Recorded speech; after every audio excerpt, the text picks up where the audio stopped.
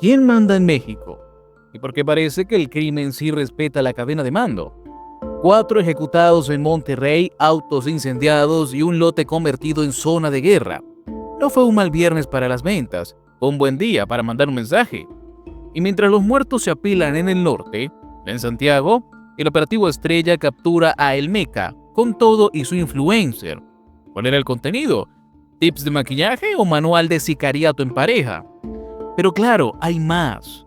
En Michoacán, sicarios disfrazados interceptan a policías como si fueran parte de la rutina, porque en este país ya ni los uniformes imponen respeto.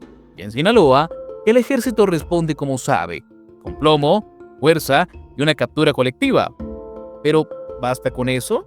¿O es solo otra raya al tigre de una guerra sin final de temporada? Vamos por partes. Monterrey, viernes al mediodía. La ciudad del desarrollo, la inversión y los influencers del norte se convierte, una vez más, en campo de tiro. Un comando armado del cartel del noreste llega, sin prisa pero sin pausa, a un lote de autos llamado Autofiar y lo deja hecho carbón y cadáveres.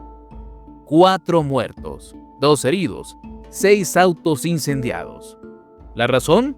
Una vendetta, un ajuste, una instrucción que bajó desde el JR y que ejecutó un sujeto apodado el Alocado, porque en el narco mexicano el terror tiene nombre de usuario de TikTok. El lote, según dicen las redes, era propiedad de El Meca, recién detenido por cierto en Santiago. Y claro, cuando cae el patrón, lo primero que se quema no es el archivo, es el negocio. Mensaje recibido. La escena fue de manual. Los sicarios llegaron, dispararon sin tregua y se marcharon como si tuvieran permiso de circulación extendido. Balas, fuego, gritos, silencio. El tipo de silencio que solo deja la muerte cuando ya no hay nadie vivo para pedir ayuda. Los bomberos llegaron rápido, pero el daño ya estaba hecho. La fiscalía tomó el control del área, aunque seamos honestos, tomar el control suena mucho más eficiente de lo que realmente fue. Aún no hay identidad de las víctimas ni versión oficial del móvil. Como siempre, el gobierno va 3 balas atrás. Este no fue un tiroteo, fue una ejecución empresarial, una operación quirúrgica que no buscaba matar por matar, buscaba marcar territorio, porque en Monterrey el narco no solo extorsiona, invierte, y cuando lo arrestas, no se retira, se reorganiza. La ciudad, moderna y blindada en el discurso, es vulnerada a plena luz del día. ¿Dónde están los operativos preventivos? Los drones, las cámaras, las promesas de seguridad. Porque si el crimen puede atacar a la hora de la comida en plena zona urbana sin enfrentar resistencia, ¿quién controla realmente las calles? Y mientras las autoridades investigan entre muchas comillas y entre boletines, los cárteles siguen haciendo lo que saben: mandar mensajes, firmarlos con fuego, repartir terror como si fuera parte del catálogo. La pregunta es, ¿quién permitió que esto se convierta en la nueva normalidad? El Meca no cayó solo. Cayó con toda la producción.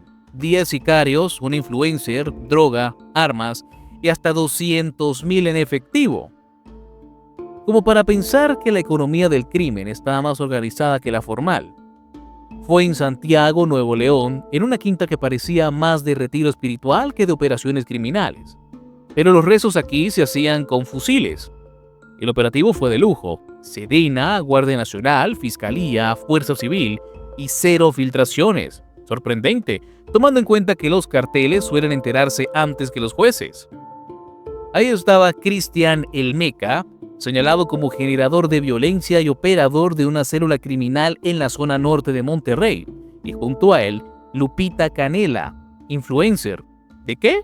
No está claro realmente, pero si combinas redes sociales con narcoestética, probablemente no estés vendiendo tutoriales de cocina. El operativo se saldó con una lista de aprehendidos digna de torneo relámpago, 12 detenidos con edad promedio de sicario aspiracional. Entre lo asegurado tenemos armas largas, envoltorios de droga y vehículos con reporte. La Secretaría de Seguridad presumió eficiencia, pero omitió un detalle. Esto no evita que la estructura se regenere, solo cambia de manos y causa incendios. Porque mientras los mandos políticos tuiteaban el éxito del golpe, Monterrey ardía, así, Literal. La reacción vino con fuego, plomo y muertos. Y uno no puede evitar preguntarse si todo esto no estaba, digamos, presupuestado. La caída del meca revela mucho más que una célula.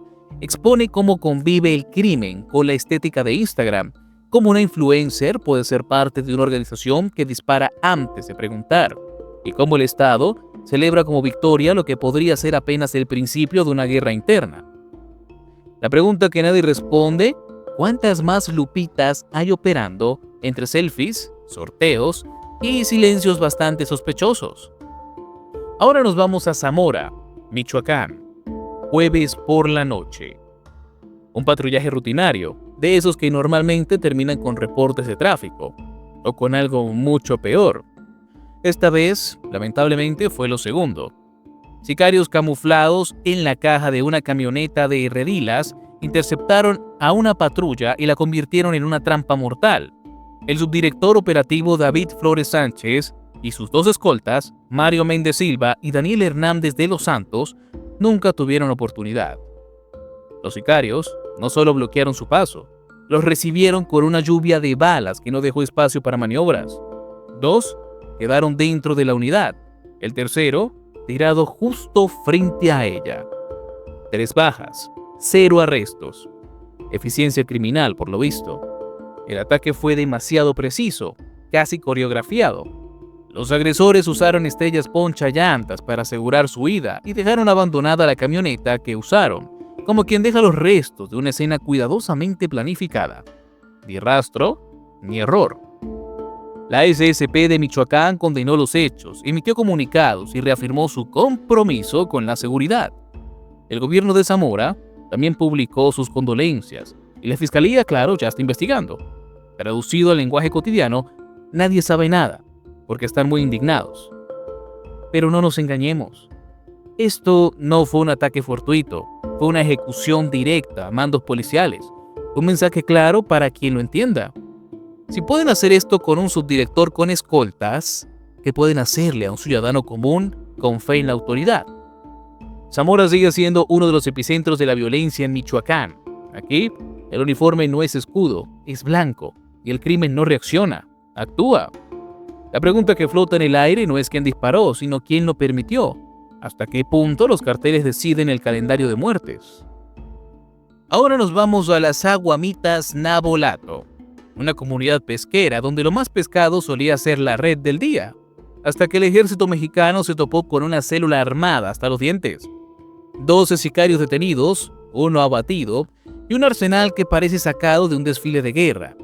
Los militares patrullaban como parte de sus labores de rutina que en Sinaloa incluye enfrentar a grupos que creen que el control territorial es hereditario. El choque fue directo. Los sicarios abrieron fuego, pero esta vez no tuvieron tiempo de escapar ni de soltar el clásico "somos pescadores". Se decomisó de todo: fusiles Barrett .50, SCAR, AK-47, lanzagranadas, pistolas, equipo táctico, autos con reporte de robo, por supuesto. Y bueno, esto no es delincuencia común, es crimen organizado con presupuesto, branding y logística. Y sí, el saldo fue positivo: 12 detenidos vivos, uno menos en el organigrama criminal.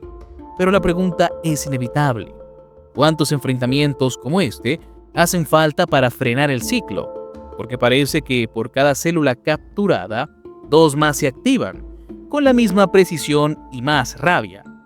Las autoridades presentaron el arsenal como un trofeo, pero detrás de cada fusil decomisado hay un vacío que alguien más va a llenar. Así funciona la industria: cortas una cabeza, salen 3 con mejor entrenamiento. El ejército hizo su trabajo, eso está claro. Pero lo que no está claro es qué hace el resto de las instituciones cuando no hay cámaras, ni boletines, ni redes sociales para presumir capturas. ¿También actúan o solo reaccionan? Y mientras los medios celebran el decomiso, en otras comunidades, los cárteles siguen moviendo piezas, en silencio, en sombras, en total libertad. ¿Quién decide dónde sí se patrulla y dónde se finge que lo hace? Esa es una buena pregunta, ¿no creen? Si te gustan nuestras investigaciones, te invitamos a ver más de ellas en nuestro canal. Subimos contenido diariamente. Tu apoyo es lo que hace posible este proyecto investigativo. Por favor, suscríbete y deja tu like, además de tu comentario. Con gusto te leemos. Recuerda que somos Nación y Frontera y estamos aquí para traerte la verdad.